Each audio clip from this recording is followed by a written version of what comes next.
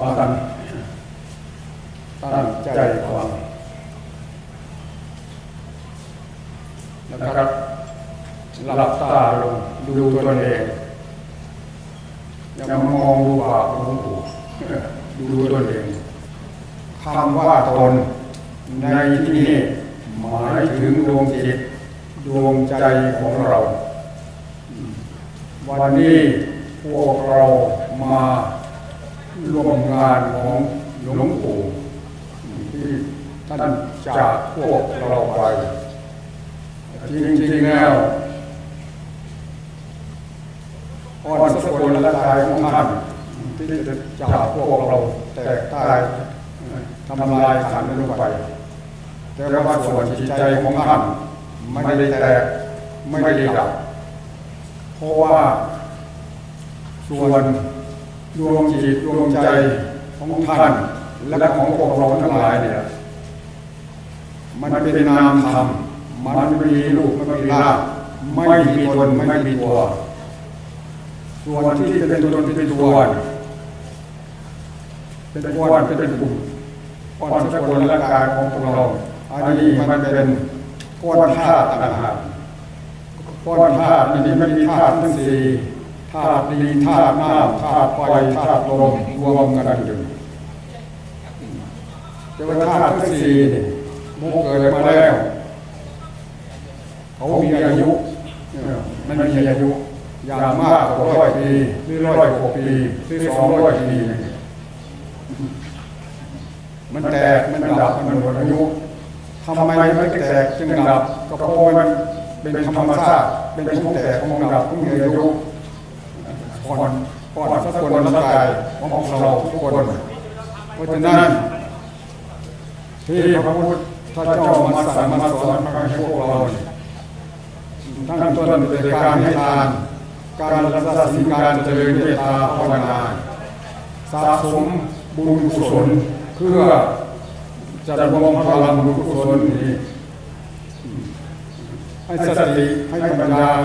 ของเราเต็มให้สติเต็มปัญญาเต็มเพื่อจะให้มันหยุดในการเกิดการแก่การเจ็บการตายจริงๆแล้วพระพุทธเจ้าสอนให้พวกเราให้มันหยุดการเกิดถ้าไม่เกิดมันก็ไม่แก่ไม่เจ็บไม่ตายไม่ทุกข์สรุปแล้วมันทุกข์ก็ไม่มีอะไรที่จะมีร่างกายนี่แหละส่วนก้อนสกุลร่างกายนี่อันนี้ถ้าเขาไปถึงความจริงแล้วมันไม่เป็นของใครดินก็ไม่เป็นของใครน้ำก็ไม่เป็นของใครไฟก็ไม่เป็นของใครลมก็ไม่เป็นของใครทีนี้ถ้าจะตั้งชื่อให้มีเจ้าของสมมุติให้มีเจ้าของตามความเป็นจริงอย่างว่าธาตุน้ำเป็นสมบัติของมารดาของพวกเราทุกคนธาตุดินเป็นสมบัติของบิดาของพวกเราทุกคนเพราะฉะนั้นจะขึ้นนะโมนี้ก่อนพระพุทธเจ้าจะมีพระมารดาพระบิดาของท่านอย่างว่านะโมตัสสะภะคะวะโตอะระหะโตสัมมาสัมพุทธัสสะถ้าน้ำเป็นสมบัติของบิดาอยู่ตรงไหนอยู่ในร่างกายของเราถ้าน้ำมีน้ำดีน้ำทะเลน้ำหนองน้ำเลือดน้ำเหงื่อน้ำข้นน้ำลายน้ำมูกน้ำไขข้อน้ำมูกนี่เป็นสมบัติของมารดาสมบัติของบิดามีธาตุดินมีผมขนเล็บฟันหนังเยื่อกระดูกเยื่อกระดูกตับอ่อนไส้ย่อยไส้ใหญ่อาหารใหม่อาหารเก่านี่คือสมบัติของบิดาธาตุไฟเป็นของกลางธาตุลมก็เป็นของกลางไม่เป็นของใครธาตุไฟยังกายให้อบอุ่นไฟยังกายให้สุดโทรมไฟยังกายให้กระวนกระวายไฟขออาหารย่อยธาตุไฟธาตุลมมันขึ้นเบื้องบนแก่ผู้เท่าขึ้นถึงศีรษะลมในท้องลมในไส้ลมไปตามตัวลมหายใจเข้าออกรวมแล้วเป็นของ4 อย่างนั่นในหมดทั้งโลกที่นี่ที่มองเห็นด้วยตาในธรรมดามีแต่น้ำกับดินส่วนไฟก็เป็นนามธรรมของร้อนไม่มีตัวมีตัวลมก็เป็นนามธรรมไม่มีตัวมีตัวส่วนจิตใจของเราเป็นนามธรรมเหมือนกันไม่มีตัวมีตัวเพราะฉะนั้นพระพุทธเจ้ามาสอนเพื่อจะมาปฏิบัติอาศัยบุญกุศลนี่แหละ ท ตามหาตัวของตนให้รู้ให้เห็นบทนาพระพุทธเจ้าที่ว่าผู้ใดเห็นตนผู้นั้นเห็นธรรมผู้ใดเห็นธรรมผู้นั้นเห็นเราตถาคตนี่ว่านะโมตัสสะภะคะวะโตภะคะวะโตอันว่าพระผู้มีพระภาคเจ้าอะระหะโตท่านเป็นพระอรหันต์สัมมาท่านตรัสรู้ชอบแล้วสัมพุทธัสสะทัศนะท่านเห็นชอบแล้วท่านเห็นอะไรท่านเห็นอริยสัจธรรมทั้งสี่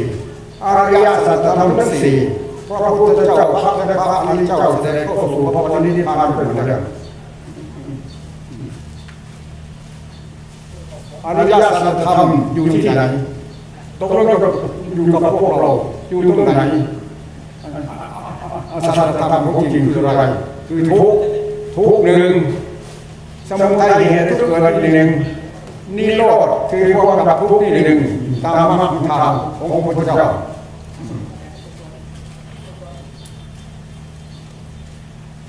ทุกข์พระพุทธเจ้าท่านสั่งสอนว่าทุกข์ควรกำหนดรู้ควรดูควรวิจัยวิจารณ์ให้เห็นจริงตามความเป็นจริงสมุทัยเหตุทุกข์เกิดควรละควรปรงควรวางนิโรธคือความดับทุกข์ควรทำให้แจ้งเพราะฉะนั้นตัวสมุทัยเหตุทุกข์เกิดอยู่ตรงไหนอยู่ที่ไหนพระพุทธเจ้าท่านยกอยู่ในมรรคแปดชาติปีทุกขาชราปีทุกขาพยาธิปีทุกขามรณะปีทุกขังโสกปาริเทวทุกขโทมานะสุปายาสัมปีทุกขาอภิเยหิสปายโยโคปิเยหิวิปายโยโคยัมปิสังนาราปันติตัมปีทุกขังสังเกนะปัญจุปาทานะขันธาทุกขาอิรังโคปะนัมปิขเวรุขาสมุทัยโยอริยสัจจังธรรมะสำเร็จธรรมะเสาที่พวกเราปฏิบัติวันมันเป็นตัวสมุทัยเป็นเหตุให้ทุกข์เกิดนี่สรุปแล้วในก้อนสกุลกายของพวกเราที่มันตะก้อนนี่ละก้อนเหตุทุกข์เกิดก้อนตัวสมุทัยตัวสมุทัยนี่ท่านสั่งสอนละให้บางให้โกงให้บางมันข้อแรกสมาธิปัญญาเห็นพ่อเห็นชอบเห็นทุกข์เห็นเหตุทุกข์เกิดเห็นนิโรธคือความดับทุกข์เป็นหนทางก็ไปดับทุกข์ดับตรงไหนมาล่ะก็ดับตรงที่มันเกิดโดยเฉพาะอย่างยิ่งมันเกิดที่จิตใจล่ะเพราะจิตใจเข้าไปยึดไปถือตัวเหตุตัวปัจจัยตัวสมุทัยที่ก่อนสกุลกายอย่างสรุปแล้วเพราะฉะนั้นพระพุทธเจ้าและพระอริยเจ้าทั้งหลายเนี่ยท่านจะเห็นทุกข์ถึงจิตถึงใจหลักล้านเปอร์เซ็นต์หรือว่าล้านเปอร์เซ็นต์ถึงจิตถึงใจจริงๆจนเกิดสลดสังเวชน้ำตาพังไปนั่นนี่เมื่อจิตใจมันผ่านทุกข์ผ่านเหตุทุกข์เกิดเข้าไปสงบนิ่งเข้าไปถ้าก็เปลี่ยนชื่อให้ว่านิโรธคือความดับทุกข์นิโรธกับนิโรธสัมเดียวกันถ้าใครเห็นทุกข์มากเดี๋ยวนี้พวกเราทั้งหลายเนี่ยมันปิดทุกข์กับปิดธรรมอะไรกับปิดทุกข์ถ้าเป็นมนุษย์ของเราเนี่ยกับผ้ากับปิดทุกข์กับปิดธรรมอาหารการบริโภคปิดทุกข์กับปิดธรรมที่อยู่อาศัยปิดทุกข์กับปิดธรรมยาบำบัดโรคปิดทุกข์กับปิดธรรมนั่นสรุปแล้วของจริงคือทุกข์นั่นของจริงของพระอริยเจ้านั่นพระอริยเจ้าตั้งต้นจากตั้งแต่พระโสดาพระติสสะพระอนาคาและพระอรหันต์ถ้าใครตามถ้าเห็นทุกข์แล้วก็เห็นเหตุทุกข์เกิดเห็นนิโรธคือความดับทุกข์ถึงจิตถึงใจจริงๆเกิดสลดสังเวชน้ำตาคลอออกจริงๆนะครับจิตใจจะเป็นศีลจิตใจจะเป็นธรรมจิตใจจะเป็นพระนี่ไม่ได้อยู่กับผ้าเหลืองกับหัวร้อนอันนี้พระนี่ก็จริงอยู่แต่เป็นพระสมมุติพระแท้ๆจิตใจเห็นธรรม3ข้อนี่นะเห็นทุกข์ถึงจิตถึงใจเห็นเหตุทุกข์เกิดคือตัวสมุทัยถึงจิตถึงใจเห็นนิโรธคือความดับทุกข์ถึงจิตถึงใจจริงนั่นจิตใจจะเป็นพระแต่พระพอเห็นพอรู้ว่ามันกายกับจิตมันแยกกันนั่นแต่มันละยังไม่ได้สอนมันไม่ได้เห็นจริงตามความเป็นจริงเสียเพราะฉะนั้นว่าจากนี้ไปถ้าท่านทำให้มันมาก จะเดินมายิ่งวัวอินทรีย์มันจะแก่กล้าจนวัวมันจะเต็มจนวัวจิตใจมันจะเต็มจนวัวว่าสติมันจะเต็มปัญญามันจะเต็มเมื่อจิตใจเต็มแล้วที่นี่จิตใจเต็มแล้วศีลก็อยู่ที่นี่ธรรมก็อยู่ที่นี่สติก็อยู่ที่นี่ปัญญาก็อยู่ที่นี่นั่นแหละแล้วเราจะอยากเป็นอะไรที่นี่จะอยากมีอะไรจะอยากเป็นอะไรที่นี่สรุปแล้วผู้ดีที่สุดก็คงคือใจของใครของเราจะถามว่าพวกเรามีแค่15จะปฏิบัติจะรู้ได้เห็นได้ไม่ทำทุกนี้ไม่ต้องสงสัยรู้ได้แน่นอนทำที่มันจะโผล่หน้าขึ้นมาให้รู้ประโยคแรกก็คือทุกข์แล้วนั่นคือเนี่ยพอทุกข์เกิดขึ้นมาว่าถ้าให้เข้าไปวิจัยกันทุกข์จริงๆมันอยู่ตรงไหนของมันอยู่ตรงไหนของมันความกระปวดร้าวจริงมันอยู่ตรงไหนของมันตัวทุกข์ตัวเจ็บตัวปวดตัวเวทนาทุกข์มันมีตัวไหมหรือมันไม่มีความไม่รู้สมมติว่ามันปวดแขนปวดแขนอย่างแรงนี่แล้วก็ให้แล้วก็ลดถามดูจะถามหนังเราดูหนังปวดมันก็ทุกข์ไหมถามหนังถามเนื้อถามเอ็นถามกระดูกเข้าไปขยับไปจะเข้าไปจะจิตถึงใจมันอยู่ตรงไหนมันตัวมันอยู่ไหนชี้ใครย่อหน้าเราพิจารณาไปเมื่อมันเข้าไปถึงความจริงแล้วมันไม่มีตัวมันเกิดการเป็นตัวโอวาทเกิดแล้วมันดับมันเพราะฉะนั้นมันเกิดดับมันเที่ยงมันแปรปรวนเปลี่ยนแปลงพระพุทธเจ้าบอกว่าสิ่งใดไม่เที่ยงมันแปรปรวนเปลี่ยนแปลงมันเกิดดับสิ่งใดไม่เที่ยงสิ่งนั้นไม่ทุกข์สิ่งใดไม่ทุกข์สิ่งนั้นไม่ใช่ตัวนั้นถ้าทุกข์แล้วไม่ใช่แล้วสรุปแล้วถ้ามีแต่ตัวคนล้วนไม่มีอะไรอย่างนั้นมันจะว่างมันมีแต่สุขมันมีแต่ทุกข์อย่างนั้นนั่นแหละตรงนี้ละที่พระพุทธเจ้าท่านสั่งมาสอนให้เราปฏิบัติฟื้นตนออกนี้จากความทุกข์ออกนี้จากความเกิดความแก่ความเก็บความตายสรุปแล้วมรรคข้อที่2เนี่ยสัมมาสังกัปโปดำริออกจากกามดำริออกจากกายร่างกายกับกามอันเดียวกันกายกับกามกับกายที่นี่ถ้าไม่มีกายพวกเราจะไม่ได้เกิดนั่นมันจะไม่เกิดเมื่อนี้ถ้าเกิดมาแล้วที่นี่มันจะเป็นทุกข์ถ้าเกิดข้อที่ที่ในทางดาวชาติที่มีทุกข์มันเป็นตัวสมุทัยเป็นเหตุเกิดไม่เป็นเหตุเกิดเพราะฉะนั้นถ้าใครตามถ้าเห็นทุกข์มากนั่นแหละคนนั้นจะพ้นทุกข์มันจะผ่านทุกข์ไปเมื่อมันผ่านทุกข์ไปก็ไม่มีอะไรจิตใจมันก็ว่างจะไม่มีอะไรเย็นสบายเมื่อผ่านถ้าจิตใจมันเข้าแล้วมันแยกกันแล้วได้เลยกายนี่เป็นสภาวะหนึ่งจิตใจเป็นสภาวะหนึ่งมันแยกกันถ้าปฏิบัติไปเป็นขั้นพระอนาคามีผลด้วยนั่นแหละจิตใจกับร่างกายมันจะแยกกันทันทีจิตใจเก็บมาไม่เหมือนน้ำร่างกายเก็บมาไม่เหมือนขวดน้ำอยู่ด้วยกันแต่ไม่เข้ากันถึงเอาเข้ามันก็ไม่เข้าทำไมมันจะไม่เข้าเพราะมันรู้ถ้ามันรู้เต็มมันก็ไม่เข้าเพราะนั่นน่ะที่นี่ที่มันไม่รู้ที่ทุกข์มันเกิดขึ้นเพราะจิตใจของเราเข้าไปยึดเข้าไปถือเพราะฉะนั้นพระพุทธเจ้าบอกว่าตาหูจมูกลิ้นกายใจที่ท่านแสดงธรรมพระอาสดินสามพี่น้องก่อนตาก็เป็นไฟหูก็เป็นไฟจมูกก็เป็นไฟลิ้นก็เป็นไฟกายก็เป็นไฟแม้ทั้งจิตใจก็เป็นไฟเพราะอะไรไฟราคะความกำหนัดดีในรูปในเสียงในกลิ่นในรสเครื่องสัมผัสไฟอุตสาหะคือความโกรธไฟโมหะคือความหลงมันเขาตลอดเวลาเพราะฉะนั้นสรุปแล้วของดีที่สุดคือทุกข์ถ้าใครเห็นมากเมื่อมันผ่านทุกข์ไปแล้วมันจะไม่มีทุกข์มันมีอยู่ภายในจิตใจก็สบายนั่งก็สบายนอนก็สบายเดินก็สบายที่นี่เป็นศีลธรรมจริงๆนะเพราะฉะนั้นสรุปแล้วศีลเป็นของดีอันพิเศษในโลกของใครของเราศีลคือจิตใจก็คือศีลธรรมคือจิตใจก็คือธรรมอันเดียวกันนี่แหละเพราะฉะนั้นที่พวกเราปรารถนาขอให้เราเจ้าปฏิบัติขอให้ถึงสิ่งพระนิพพานคำที่พระนิพพานคือนิพพานความเบื่อเลยนะไม่ใช่พระนิพพานอยู่ในท้องฟ้าอากาศพระนิพพานอยู่ในดวงจิตใจใครของเราแต่มันไม่เป็นต้องปฏิบัติก่อนต้องสำระก่อนเนี่ยให้จิตใจมันปราศจากมันที่พวกนี้ให้มันเห็นทุกข์มากๆ ทุกข์มาก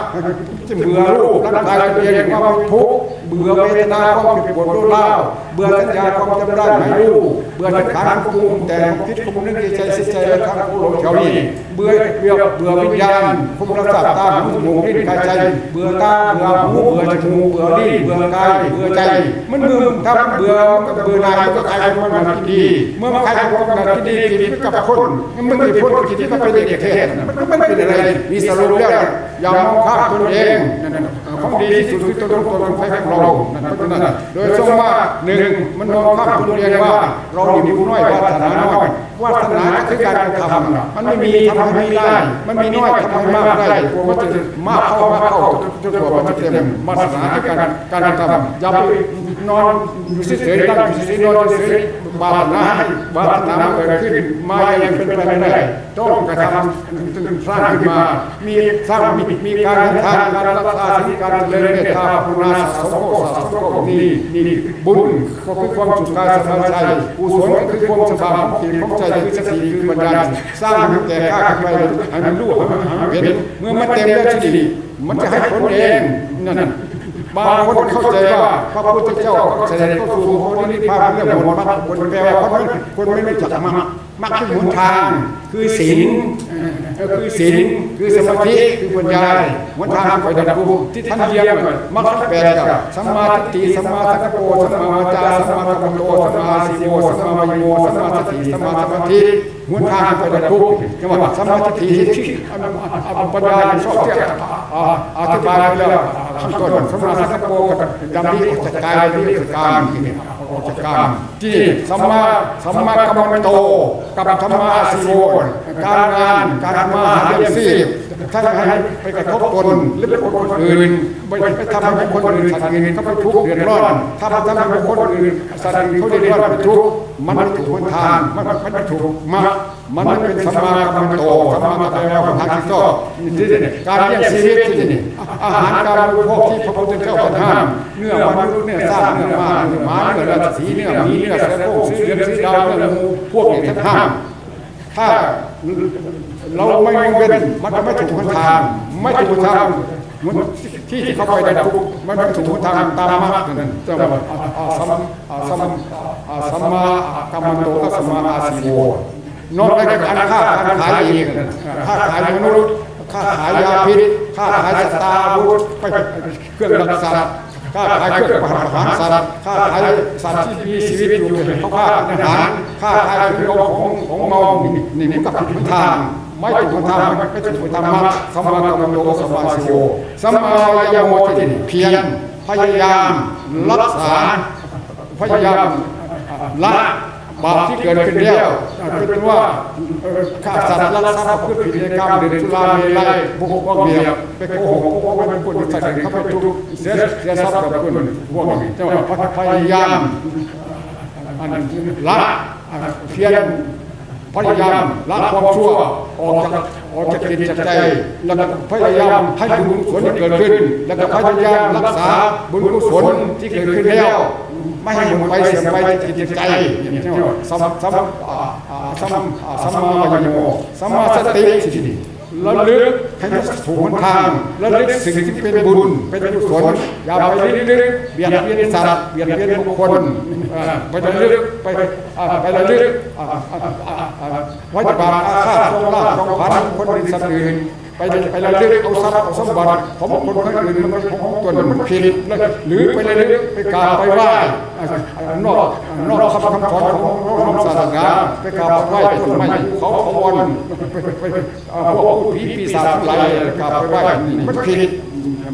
แล้วไม่ถูกต้องแต่ว่ามัน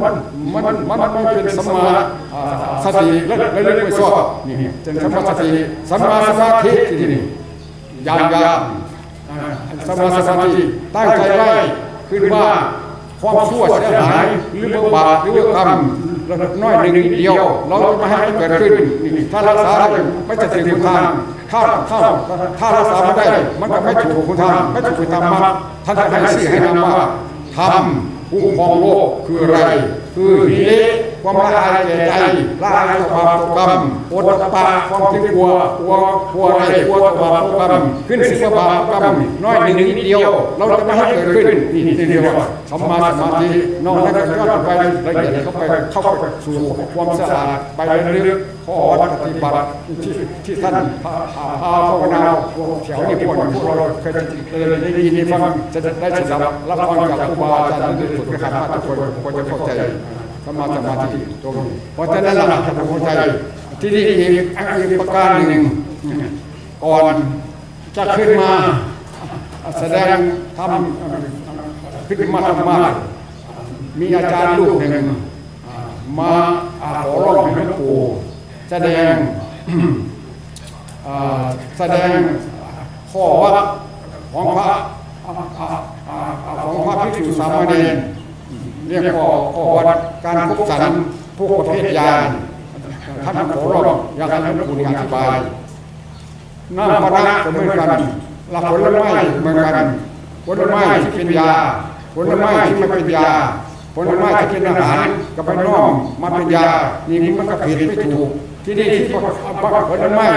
ที่พระพุทธเจ้าท่านอนุญาตมีแต่มะขามป้อมและมะสมอสองอย่างเท่านี้มากินพลังมันเป็นยาไม่ได้มันเป็นอาหารมักเป้งใหญ่กินพลังเป้งใหญ่มักไหวเป้งใหญ่เขากินเป็นอาหารพวกแล้วพวกบ้วยพวกเบี้ยมาจากเมืองจีนมันไม่มีอยู่ในพระธรรมมีอะไรไม่มีพวกนี้แล้วก็ใส่เลยทะเลสลายทะเลคือเท่าวันบ้านเรานี่แหละไปกินเท่าเขาเอามาลาบเป็นอาหารที่เป็นอาหารไม่ผิดนอกนั้นก็ให้พวกญาติโยมรักษาปฏิบัติช่วยครูบาหน้าพระหน้าอัฐบาลอัฐะเปรว่าแปดถ้าผ้าสั้นเดียวท่านกองแปดสั้นถ้าใครจะกองพระเดียวให้ผ้าวิ่งยาวประมาณเม็ดหรือ2 เม็ดแล้วก็มาพับซัดน้ำเข้าดีๆแล้วผ้าไม่ได้แปดสั้นกองข้างเดียวก็ได้ถ้ามันแปดสั้นถ้าจะเหลือแต่รสชาติของมันท่านไม่เห็นกาที่นี่เมื่อกี้เรียนพวกเอาน้ำอะไรกันน้ำไปมังคุดไปถวายหลวงปู่มองแล้วมันไม่กินเนื้อมันสั่งได้แล้วที่ว่าองค์อื่นสั่งได้ข้าวเขาสั่งได้ผู้ที่สั่งนั้นมะม่วงก็สั่งได้แตงโมก็สั่งได้ผู้เรียนสั่งได้แต่มันผิดนั่นน่ะมันผิดธรรมเพราะฉะนั้นพวกญาติโยมรักษาช่วยครูบายาพุทธบาทท่านกองมันไม่ดีที่นี่สมมติว่าจะเอาผลมะนาวมาทำเป็นอัฐบาลมะนาวลูกหนึ่งยางน้อยใส่น้ำ2 แก้วหรือ3 แก้วมะนาวลูกเดียวอันนี้ไปบีบน้ำมะนาวมันก็ข้นทีนี้ส้มก็เหมือนกันส้มเอาแต่น้ำส้มอย่างเดียวแล้วเอาตะแกรงทองไปกองมันก็ไม่ใช่เนื้อมันหรือเขาอ่านมาในของที่เขาเขียนในข้างมันว่าสูตรเข้มข้นคำยกชื่อว่าสูตรเข้มข้นแต่ฉันไม่ได้เพราะว่ามันเข้มข้นมันไม่จางที่ท่านอนุญาตให้สันแต่รสมันไม่ได้สันเนื้อมันพวกเพราะฉะนั้นให้ทำความเข้าใจอีกอย่างหนึ่งให้ทำความเข้าใจหรือฉะนั้นก็ไฟปฏิบัติเราเว้นไว้แต่ไฟปริยัติที่ท่านศึกษาที่ท่านได้สันเศร้าสันเพลไฟปฏิบัติเราให้พากันรักษาข้อวัดปฏิบัติที่ครูบาอาจารย์พาพวกเราปฏิบัติว่ายกตัวอย่างหลวงปู่มีเนี่ยท่านทำงานก่อนที่ท่านจะรับฟังปฏิบัติมาจากหลวงตาหาบัวลูกตาหาบัวของเราท่านก็ศึกษามาจากหลวงปู่มั่นหรือหลวงปู่เสาด้วยระดับเพราะฉะนั้นให้พวกเราทั้งสำเนียงครูบาอาจารย์ฟังอาลูกศิษย์ลูกหารักษาไว้ข้อปฏิบัติคำที่ว่าข้อวัดก็คือข้อบุญนี่แหละรักษาข้อบุญข้อวัดขาดเก่ากิเลสมันบอกให้บางไปนั่นให้สอนการพบกันสันที่นี่ก็ถ้าสำนักใดที่รักษาข้อวัดถ้าสันแล้วเมื่อรู้จักที่แล้ว ท่านจะไม่สัตย์ดีท่านอธิษฐานมือเดียวคนเดียวที่ถ้ามีใครรูปใดรูปหนึ่งเอาผลไม้เอาใส่ย่างไปเอาไปสันหลังจากลุกจากที่เราสันที่กุฏิที่กุฏิห้องฐานแต่ก่อนท่านเรียกฐานทุกวันเรียกห้องน้ำห้องส้วมความจริงเลยฐานนี่แหละที่ไปถ่ายฐานปล่อยแต่ก่อนไม่ได้ปิดไม่ได้บังไม่มีหัวส้วมปล่อยนี่ถ้าใครจะทำผิดข้อวัดฐานจะเหม็นถ้าเหม็นปุ๊บวัดเหม็นข้าวก็คือว่าถ้าไม่ทำผิดไม่เป็นอะไร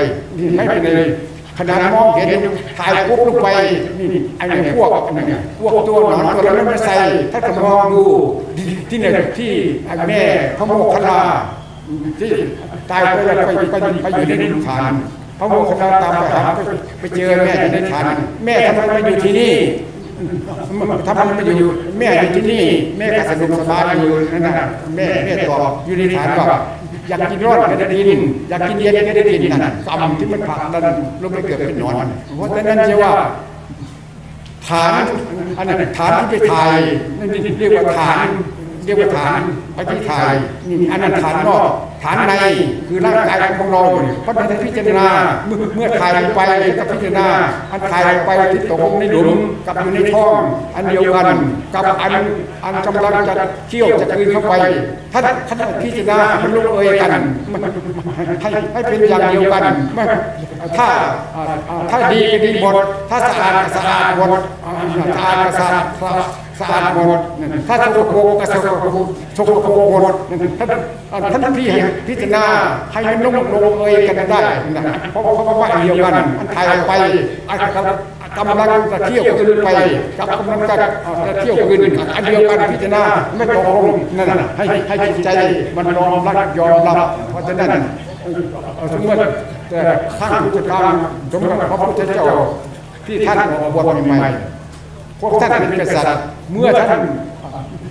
พวกญาติโยมก็จะไม่มีศรัทธาจะไม่จับบุญจับบาปเพราะท่านยังไม่ได้แสดงทำอะไรที่นี่ท่านตัดคอมอดอุ้มไปบิณฑบาตขอทาน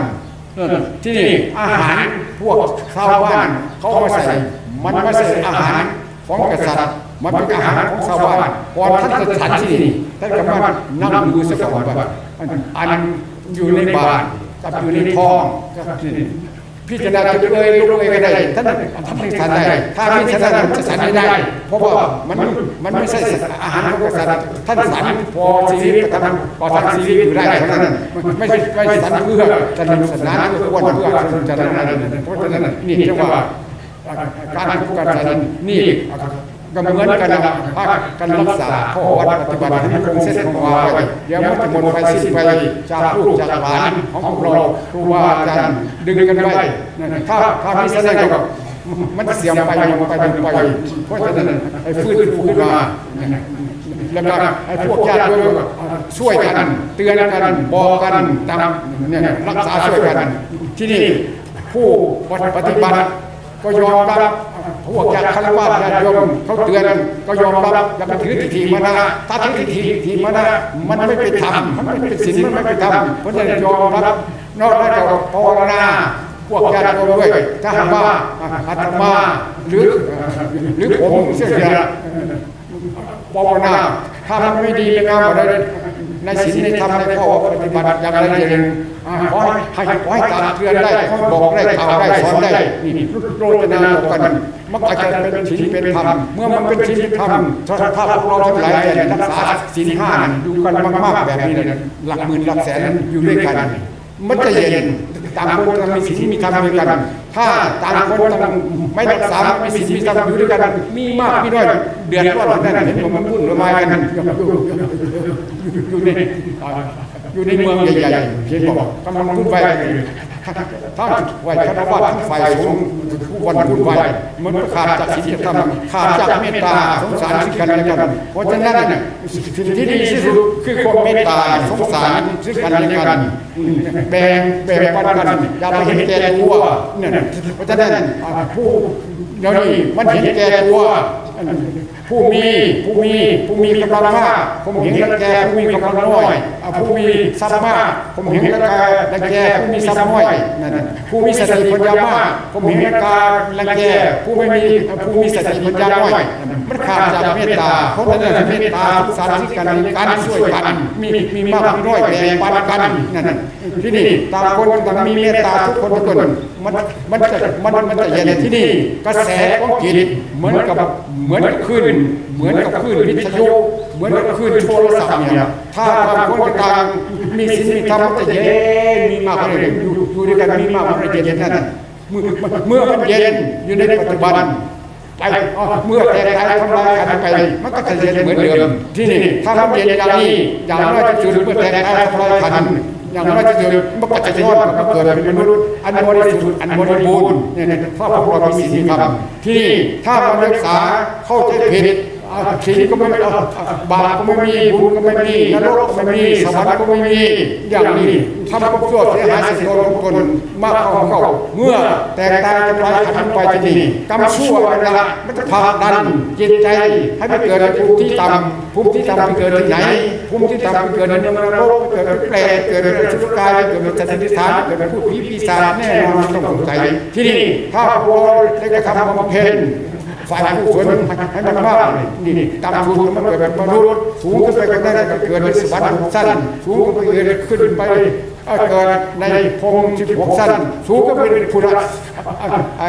สุทธวาส5จนถึงฝั่งคือพระนิพพานพุทธจะเกิดพบแก่พบเก็บพบตาย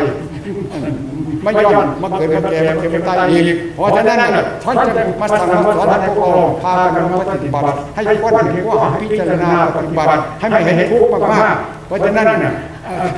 ธรรมะของท่านอาจารย์สมภพท่านว่าผู้ที่เกิดเป็นโรคเจ็บไข้ได้ป่วยเป็นโรคเป็นภัยที่ว่าอโรคยาปรมาลาภาผู้มีโรคเป็นลาภอย่างยิ่งเรื่องธรรมะอาจารย์สุดเนี่ยถ้าจิตใจเห็นทุกข์เห็นทุกข์เกิดจริงๆทุกจิตทุกใจนะลาภมันจะเกิดขึ้นลาภคืออะไรลาภคือกุศลที่มันจะเกิดขึ้นทั้งจิตทั้งใจหรือว่าความสุขเกิดขึ้นจากจิตจากใจเนี่ยความเยือกเย็นของจิตใจเกิดขึ้นทั้งจิตทั้งใจนี่คือลาภเกิดขึ้นหรือจิตใจมันจะผ่านพ้นจากทุกข์มันมีภายในจิตใจเบาสบายเพราะฉะนั้นพวกเราทั้งหลายแด่ท่านอยากทุกข์ให้ความสุขในโลกอยากทุกข์สุขให้ความสุขในละสุขทุกนี้ของมีประจำโลกมันไม่ใช่ของเพราะสุขทั้งสองเมื่อเราสุขเราทุกได้เป็นใจพองไม่สมองมัวชั่วนิรันดร์เราเอวังก็มีด้วยภาคาสนี